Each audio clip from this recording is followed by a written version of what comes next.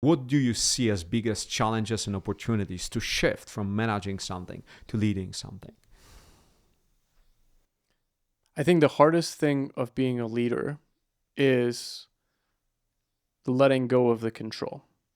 And I really do believe that ultimately is the call of any leader, and particularly in church ministry, is letting go of the control. And in the church, that means not just letting go of operations and finance and all kinds of things and encouraging and enabling and delegating to others. I think it also really means letting go of what you want and your dreams for your parish and letting God give you that vision. Welcome to Magnified Ministry Podcast, the podcast dedicated to inspiring, encouraging, and equipping parish leaders to build thriving missionary communities in today's rapidly changing world. This is the Magnified Ministry Podcast. Hi, and welcome to the Magnified Ministry Podcast. I'm Marco, and I'm joined by Father Peter, and we're going to have a really exciting conversation, not just today, but over the next 3 weeks, on what are some of the keys for new pastors, new associate pastors, and new ministry leaders entering into a new parish, correct?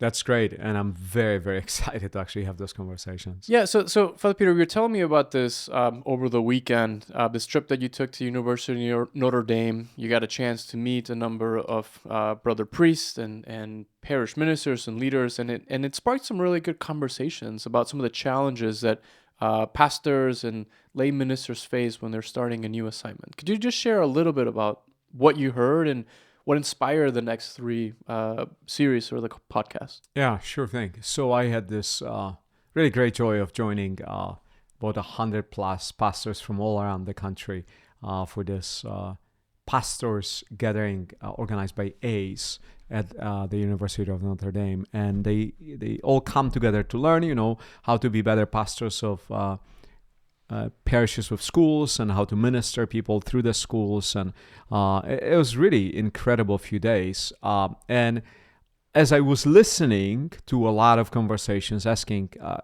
whole lot of questions, what stood up for me is how people are a bit unsure what to do when they're appointed to be new pastors or administrators in new places, right? Because if you've never been a pastor, you've never been an administrator, you've never been some sort of leader, there's a huge learning opportunity, but also a great challenge, like basic question, like where do I start? Which voices are the most important ones to consider versus the loud voices that maybe are not all that important, they're just loud. And so I think there is a process to it that we clearly follow here at St. Clement when I became a new pastor 5 years ago. But also there are some best practices that you and I learn in business school. When you move from being a manager to being a leader, there's a significant change. I mean, you experience it from being a manager in consulting to being a leader, partner. Like what are the 2 or 3 things you would say are different now when you are a leader versus a manager? Yeah, I think those are all great reflections. And before I answer the question, so I can think about my answer to you in the background of my mind, I think what we want to talk about in the next 3 episodes is 3 key movements that we would encourage a new pastor or a new director of evangelization or formation or any sort of important role within the parish that we'd encourage them to do as they start a new ministry, right? So the first episode, we're going to focus on how to listen well and ways that we can do that. The second episode, we're going to focus on how do you distill what you learn and start shaping a bit of the priorities and how to set priorities. And then the third piece is how do you actually communicate that, right? Correct. So how do you listen? How do you shape priorities? And then how do you communicate and bring people around? And so with that sort of framing for the next 3 episodes, I think the question that you asked me, right, is so why does it matter and how do you go about it, right? And in my own context, right, as a consultant, anytime you start in a new assignment or with a new organization or a new client contact, the first thing you have to do is listen. Because if you go in, coming in hot, as people say, with all the answers, you pull it off the shelf and say, here's what you're going to do, here's how I'm going to solve your problems, I'm going to look maybe really smart and think I'm doing great work, but that's most likely not going to really land with the client well. And maybe it does land with that first client, but that individual is not prepared to actually make something happen in that organization, right? And so I'm a huge advocate of this first step, really in anything in life, to just sit and listen. Listen to understand, listen to comprehend, listen to recognize how people and situations have impacted an organization before you've even gotten there. And to really understand, I think particularly in the church context, what's in people's hearts and what is God doing in their hearts, and what are some of the blockers that maybe they're encountering in their day-to-day ministry, but also what are some of the enablers, that they have seen. Because as you've probably experienced as a life of a priest, every faith community is different. And so what worked in your prior parish may or may not work in your new parish, right? So before we dive into some very practical things of how you can listen, can you maybe just share how you went about, starting this process of getting to know a community when you first were assigned pastor at St. Clement? So, of course, I became a pastor here in 2020 during COVID. So that made Hey, there was nobody was around. It everything on one hand super difficult, on the other very easy. Yeah. There was nobody to listen to. Yeah. Everybody was locked up in their homes, and it was a strange time. Boy, I mean, for all of us who started around that time in parish ministry, God, I'm just so grateful we actually survived, because it really was one of the saddest days of my life, was celebrating Holy Week by myself. It was the most isolating experience I think I had in my life, because you have the great Easter Vigil and then the Holy Week services designed to really be an experience of the community. You think about Holy Thursday and washing of the feet, and really this calling to be a church that gathers in breaking of the bread. And I was by myself, and it was just heartbreaking with cameras around me. It was just really unreal. And so that really was my starting point, right? This was just a very different world.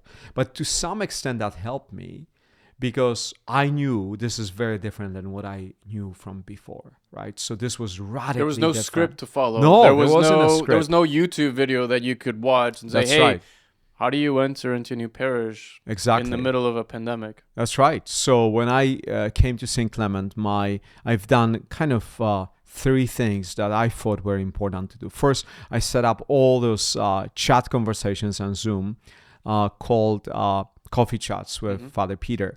And basically, there was no structure to it, but it was 45 minutes, so in and out. So it was in a block of time that people knew it had a beginning and the end, so it didn't drag forever, because people worry about that a lot of times. And people had to pre-register, so that helped me to know who actually joined versus who didn't. And up to like 20 people, right? So they're all on one screen. I didn't have to flip through the screens.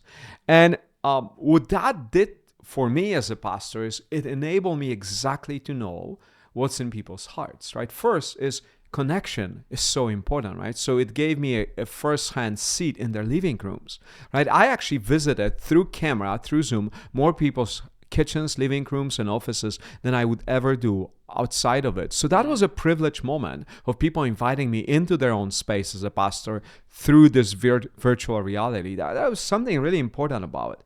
Secondly is I was able to hear from people who wanted to connect, who raised their hand and said, I want to share something, or I just want to be part of the conversation. Some people didn't speak, but they still show up. So were these, how did you go about marketing We these? just- did you target specific people? No. And you look at a specific list and said, hey, I want you to... Everybody was invited. The It was whole parish open. community. I was open to 2,600 households. Got it. Everybody could register. I think at the end of it, about 200 some people connected with me. So you never had some awkward moments where it was just you and one other person? Like people actually showed up to this? Oh, well, yeah, I had some when there were like 4 or 5. Okay. But that actually made even conversation better, right? Because we didn't have much to more rush intimate. through it. So, but it was a great learning for me, right? Because what I find, especially in the parish, it's probably true for a lot of not-for-profits, is there's a lot of loud voices of bad. But those loud voices usually do not represent the majority of the parish. They're just that. They're loud voices, right? And so the people who were corner your first day and said, Father, I always dislike those 3 things, or you must change those 2 things, or those 2 things are really what this parish is about. And if you don't know any better, you're like, oh my gosh, this is really good. The truth is, this person is passionate about something and they're right in your face. And so how do you discern where is God in this community, where people are versus when one loud person is? So I think those listening sessions really help me to understand where's the community, what's in people's hearts, what is God doing already, right? Because second thing you got to consider as a pastor is that God already has been at work in that community. Right. It's not like you showed up in your bags. That's and right. You brought, it's like, hey, look who I brought. Yeah, I brought Jesus with me. Good luck. This is really exciting. You'll be all safe, right? Jesus already has been at work. And so as a pastor or a ministry leader, you have to have this kind of freedom about yourself to say, I am not here to save you. I'm just here to help you to facilitate the next part of your story. Yes. That's all what I am. I am a facilitator and a spiritual leader, but I'm walking, with you together this Christian journey. And first starting point is like, I want to learn what is God about in this community? What is God doing? How is God at work? How people encounter God, how people serve God. And then that helps you off bat to say, oh, those are the things that are really working well. And then you have this whole portfolio of dreams and hopes that you say, oh, it seems like there's nothing going on in all those different areas. Right. So you start learning what is happening, what's not happening, versus what should happen in a Catholic parish, right? So you had these, let's call them like open forum, large large formats, meet and greets, coffee chats, whatever you name them, that allow you to meet many people with maybe 1 or 2 questions. So you got to know folks. What other things were you doing as well, right? What other things could people take away and actually start doing? So another thing that we've done is I actually connected with all our parish leaders, right? Okay. So how do you define a parish leader? So it was the people who are on our finance council, school board, parish council, and so evangelization council. I simply wanted to know who they are. I wanted to know their story. And I wanted to understand deeply what is it that motivates them, right? Because that's the question of discipleship. You and I, when we work in the Archdiocese, we've done all these different, facets of research. And I remember one of the research that I think you presented was the fact that in a lot of Catholic parishes, people do things because they like their pastor, which is great. But then there comes, Father John, who is beloved, leaves, and then Father Ken comes, and people don't like Father Ken for 3 different reasons, and they're like, oh, I've been, a lector at 8 a.m. for the last 20 years. I don't want to be a lector anymore because I don't like Father Ken. Well, you want to step back and say, that person meet Jesus, right? Do they do it because of their faith in Jesus, or do they do it just because they were nice, asked by a pastor they like? So it's not that those two are completely disconnected, but you get the point. The point is, are they converted Christians? And as a leader, as a parish leader of a huge parish, 2,600 families when I started here, you want to step back and say, those are my closest collaborators, my associate pastor, my staff, and my parish leaders those are the people I will rely on 100% to carry the parish mission. So if those people are not aligned, if they don't know deeply Jesus, if they're here for many different reasons, but faith is not one of them, then I'm in trouble. And I want to know that. Because the awareness is so important, because then I can facilitate spiritual growth. And we did over the years to help people to say, oh, I now do those things in the parish because I am a disciple of Jesus. Therefore, I am on finance council. Therefore, I am in a parish council. Right. But the priority in my mind is discipleship. What's interesting is you're pointing to similar but vastly different conversations that you were having with people, right? Similar in the way that they were both online. You were gathering groups of people to hear. But when you were trying to do the coffee chats with a broader set of the parish, you're trying to just get a sense for how God is at work in the community and to meet people. I think when you were reaching out intentionally to leaders and staff and others, it was to really understand where they were coming from, their heart, and to hear their stories and their motivations, right? And at the same time, to start sprinkling in probably some of the vision, right? I don't think you came in hard and say, here's where we're going to go. I think that came much later. We'll get to that in episode 3. But it was really about, tell me why you're doing this. Mm-hmm. That's right. Let's just start there. And why is that important? And why does that matter? Tell me why you're doing certain things, and then tell me how does that influence your spiritual life, Yes. right? How are you growing in your discipleship, in your friendship with Jesus, in your prayer, because you are doing all those things for the parish. Got it. So coffee chats, intentional conversations with the councils and the parish leaders. What else? Then we did a parish survey, right? Because again, 200 plus people connected to chats. I had another 100 conversations. So you talk to 300 people. That's a pretty good. But that's just qualitative, and there's no data. That's right, representation. But you start seeing trends, Yes. right? Which for me as a pastor, the trends are very important, right? Because once you start hearing some trends, you know God is already doing something because he's moving people's hearts in a way that God wants them to move. I've learned that really this obedience to the voice of God is in listening, and saying, what is God repeating to me so I am not going to miss it, right? And so then the next thing we tried was a whole parish survey. And we said to everybody in the parish, hey, we have this, I'm starting as a new pastor. We have a lot of hopes and dreams for what God will going to do in the future in our community. But I need you to actually say, what is it that you love about St. Clement? What is it that is really special about this place? But also, what are the areas we can grow in? Personally, for me as a pastor, for my staff, and for our parish leaders, and then for you as a parishioner, like what are the areas in your own personal life you want to grow in? And so the data really help us to affirm some of the things we heard, and then unpack, of course, some of the things that we are aware of, but we maybe didn't spend time enough thinking about. And if I remember correctly, that survey pointed to a couple of really interesting insights, right? Mm-hmm. They weren't necessarily things that you went and tackled immediately, but there were things that I think the team, just like these themes and trends that you were talking about, that you kind of cataloged and said, okay, we're going to hang this because we're going to come back to it later. And if I remember correctly, some of them were around people's lack of comfort with sharing their faith and inviting others to church. That's right? And that thing would have been expected because you would expect that to be the case in most Catholic churches. But that was a good validation that was existing here.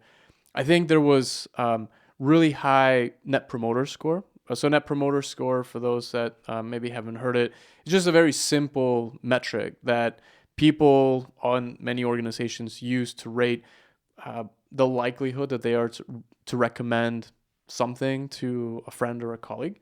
I think St. Clement had a very high net promoter score. And I think that at least gave confidence that there's something here that people want to tell others about, right? And there's commitment and there's desire. So that's a good starting point. And I think one of the biggest takeaways for me from that survey was this idea that there were a lot of people coming, right? And if you remember the data talk, there's a lot of new people coming, but it took them 6, 12, 18 months to really feel like they were part of the parish. Mm-hmm. And I think that was something that, when we were talking to Christina a couple episodes back, was one of the reasons why that function really started. Correct. Because there were a lot of people coming, but there was no intentional way to grab them and help them to get into the next step or into the life of the community. And I think that's paid dividends, right, in helping people feel much more connected, much faster. But you would not have known that had you not looked at the data, because a lot of the themes that came up was like, Clement's great, everybody loves St. Clement, it's a community everyone feels. But once you dug deeper, you were able to get more nuances into what people were saying. And I always think about, again, a lot of people would say, Kellogg is a marketing school. It's really not. It's a business school. It's true. But a lot of people would say it. And so I think using the marketing hat is, if you are going a lot to Chick-fil-A, you better know what is it in Chick-fil-A that you really like, right? And so you would be able to speak about it in the intelligent way, right? I love Chick-fil-A because of those 3 things. The same thing applies in a very basic thing to a faith community, right? If you are unable to answer those questions, like what makes my church really special, and then give me evidence behind it, as a listener, I would be like, Well, you like it because it's close to your house. Well, that's not good enough for me, right? Right. So what is it that really is a transformative and life-changing and giving you peace and igniting communities, things that will bring you into this experience that is what people are looking for, right? Experience of the community, experience of Christ, and then ability to serve Christ by serving the poor. I think those three areas that you outlined were very, very important. I think there's also another area that pop up more so in the coffee chats than in the survey, and that was that St. Clement, again, because of the net promoter score, meaning that people were speaking in a very positive way about the parish, way more than in the negative. So therefore, people always, by large, had a good experience of St. Clement. But where we were lacking is that people were a lot talking about our outward service to refugees, immigrants, people in El Salvador, different parts of the world where we do charitable work as a parish. But we didn't have firsthand experience of it in the parish, right? So we projected a strong community up there. I'm not so sure we are a very strong community up here. And so we developed this, I call one of our parishioners, her name is Heidi Johnson, and she's really amazing. And she took it on. And I met with her and I said, Heidi, I heard so many good things about you. Would you be willing to partner with me and begin this ministry that I don't know what we'll call, but basically will be a ministry that will serve people in the parish who are in need? And we landed then on the name Love Your Neighbor. And Heidi was masterful in inviting a number of incredible women to help her to lead that. And Christina, your wife, being a new member engagement director, she also kind of is a staff liaison for that ministry. And they took it to the place I could never take it. So again, empowering lay people to do great work. But what was really important about that ministry is it did three things, right? One is what I heard in the conversations is people didn't feel like we show up for each other. So the first one was in the community. In a community. So the first one was meals, right? So when people get sick, when they have surgeries, when they have children, do we deliver meals or groceries? So we started this whole movement that delivers hundreds of meals every year now, right, to our parishioners. And people can actually cook. I've received some of these meals when we were dealing with illnesses or new babies. It was super enjoyable to be able to see somebody during COVID. And they brought you lasagna, and I'm like, I'm going to eat this for 3 days. It's great. And I don't have to cook. And it's such a powerful experience of community that you are cared for by people you never met before. Well, but what you have in common is you belong to the church and I that remember Jesus started. Being on the other side, going and delivering meals and other things to younger families who one of the parents was going through, a terminal illness. And recognizing, right, that at that moment, there may not be just even the capacity for like, what am I going to feed my kids? And it may sound really small, but you're right. I think those insights helped us to be like, we do a lot for others and that's good, but are we taking care of our own people in our community? That's right. In terms of meals, I know we've given money to folks as needed, and just different connections when people lose jobs, like all of that. And the poinsettias, during Christmas, I think that's also beautiful for the homebound. People come and visit and give them a gift of the handwritten note from the school. And so it's created a really good energy and desire to give that was an outpouring from it just reminds people that we all belong, right? That even if you're homebound, you belong here and there's people praying for you and thinking of you. Right. So the meal delivery was the first thing. The second thing in Love Your Neighbor was prayer for people. So we have prayer teams. People are praying for the needs of others. That was very important. And the third one was ministers of care, right? Visiting the folks who are at home or in the hospital, but also doing the things you mentioned, right? Delivering flowers for Christmas, delivering flowers for Easter, reaching out to homebound throughout the year and checking on them beyond just bringing communion. And a lot of parishes do that already, but we are just not super organized around it. So that was a great gift to me because I would not come up with it on my own. So those listening sessions really opened me up for a need of the parish that nobody recognized, in those last few years. So I think if we're trying to kind of land this for pastors or new ministers that are listening, Yes. and we're talking about in this 3-part series, how do you listen well to understand what the community needs and how God is at work? How do you start shaping priorities, and then how do you communicate? This idea of listening well, right? We've kind of talked about 3 very easy things that one can do. You can set up virtual or in-person coffee chats, town halls, whatever you want to call them, where you just bring a lot of people, get to meet them, and just have informal conversation. Much more intentional group or one-on-one conversations with your leaders and your staff to understand what their motivations are and how they're seeing God at work in the community. And then lastly, something more quantitative, right? Create your own survey, look for a survey online. There's many different things. Those 3 things as a way to gather insights, but also to start seeing the footprints of the Holy Spirit in some way. And I think what you also heard Father Peter and I talking about is not just the process that you went through and the staff went through to listen, but some of the fruits of that listening. And I think as I'm sitting here and even reflecting on, what was 5 years ago, yes, there were all these great ministries and things that came out of it, but there were also some really great insights that came from that listening of how the pace and the shaping of the message were going to have to be adapted in order for them to be able to really take root in the community, right? And those messages of renewal and evangelization and everything that was to come. Yes, and I think the only reason that stops you from listening, right, is this idea of a fear, right, that what people would say, right? You have to deal also with a lot of messiness or a lot of disappointments, of hurts. And I think for parish leaders, for pastors, if they're not listening, I think a lot of times is because we are afraid, to be heard, because we are afraid to that people will blame us for something, that somebody else did. Yep. And I think there are 2 important things that I've done that helped me. First is, root yourself in prayer. Listening is wonderful, but also it's challenging. And so make sure that you actually do pray and have other people pray with you, right? Have a prayer team surrounding you. That's really important.